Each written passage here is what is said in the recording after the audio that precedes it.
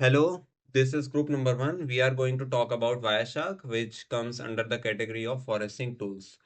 Wireshark is the world's foremost network protocol analyzer. It is an open source cross-platform application that allows users to capture and interactively browse network traffic in real time. Wireshark is widely used by network professionals, security experts, developers, and educators for troubleshooting, security analysis, and learning. Wireshark was originally developed by Grinnell Combs in 1998 under the name Ethereal. The project was renamed to Wireshark in 2006 due to trademark issues. So the purpose of Wireshark is to network troubleshooting, security analysis, protocol development, education, and compliance auditing. Let's start with the installation. You can either download it directly from the Wireshark official website or from terminal.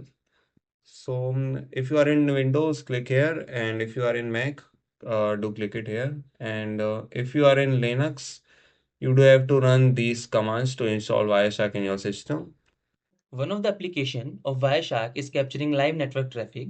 Wireshark allows investigator to monitor real-time communication happening on a network. To start, we select the network interface we are currently using on a system and click Start Capture. As soon as we click on Start Capturing, Wireshark begin to capture every packet passing through the network. For the demonstration, we have made our own environment. Now, let us generate some traffic. I'll open a website and you can see some new packets instantly start appearing. This shows how network activity is continuously monitored in real time. Forensic analysts use this information to detect suspicious activity. For example, if they notice unknown IP address, abnormal protocols, or unusual communication patterns, it could indicate a potential security breach or malicious behavior. Now the third application is tracking suspicious IP addresses. So now we will use Wireshark to identify suspicious IP connections in network traffic. When investigations, intrusions, forensic analysts want to see who the device is communicating with, Wireshark captures this network traffic and displays every connection made. It does display every source, destination IP addresses, protocol used, packet length, and etc.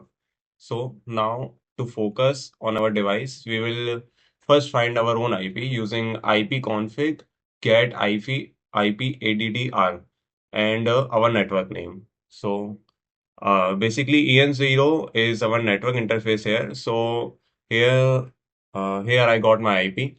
So this is the command we used in Mac. If you are in Windows, then type ipconfig and there look for your required IP. So now move back to Wireshark. We will apply the filter ip.addr and then type our IP or whichever IP we are analyzing. So this isolates all communications to and from that machine. So now we look for unfamiliar or foreign IP addresses. If we see communication with unknown servers or suspicious regions, this may indicate remote control activity, malware communications, or data exfiltration. So by selecting a packet, we can view details, metadata like source, destination, protocol used, and what kind of data is being transmitted. This helps pinpoint whether the communication is legitimate or malicious. In forensic investigations, this step is critical. Wiresharks helps trace unexpected external connections and provide evidence during cyber attacks or data leakage cases.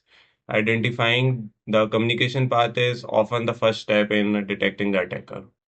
Now, the third application can be extracting plain text login credentials with Wireshark. Now, I will perform a login on a demo server using an insecure protocol. Here, I am submitting an HTTP login form.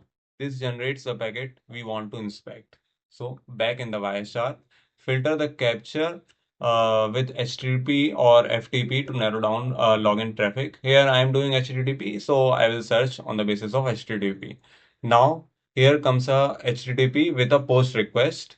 So upon selecting the packet, we can see the packet details. There you can see the username and password in the plain text. This demonstrates how credentials are exposed when encryption isn't used. So at last, reminder is to only perform these captures on system you own or have authorization for. always prefer secure protocols like HTTPS or SFTP to prevent credentials theft. One of the most powerful application of Wireshark is reconstructing downloaded files. I'll show how Wireshark can recover files downloaded over HTTP from a packet capture. Start a capture on the interface. Make sure to capture before the loading website. We'll go to the browser and open a HTTP website as the reconstructed downloaded files is not possible for HTTPS websites as it is encrypted. After the website is fully loaded and the data is transferred, we'll go back to the Wireshark and stop capturing the packets. We can clearly see some HTTP packets here using the filter option at the top. As you can see, some HTTP packets are already captured. To recover files, go to File, Export Object, and then to HTTP. This opens a list of all HTTP objects found in the capture. Here we can see multiple files listed. We can download the entire HTML by selecting the file and then click on Save.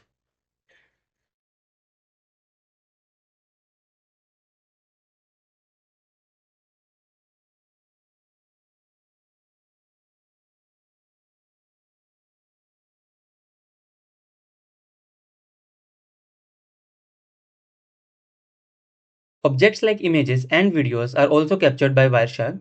We can also choose an image and save it.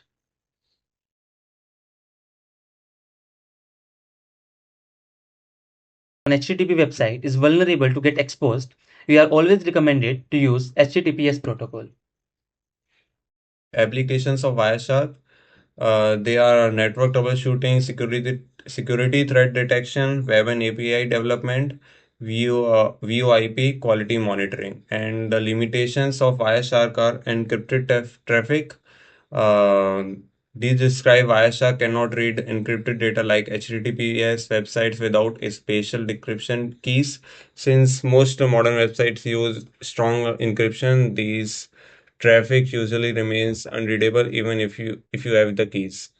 And the second limitation is switch network restrictions. Wireshark can only see network traffic going in and out of your own computer. Do monitor traffic from other devices on the network. You need special equipment like network switches with port mirroring enabled or hardware called network taps. The third limitation is performance on high speed networks. So when networks handle very huge amounts of data like 10 Gbps or faster, Wireshark may miss some packets because it can't keep up. Large data captures also take up significant storage space and require more processing power to analyze.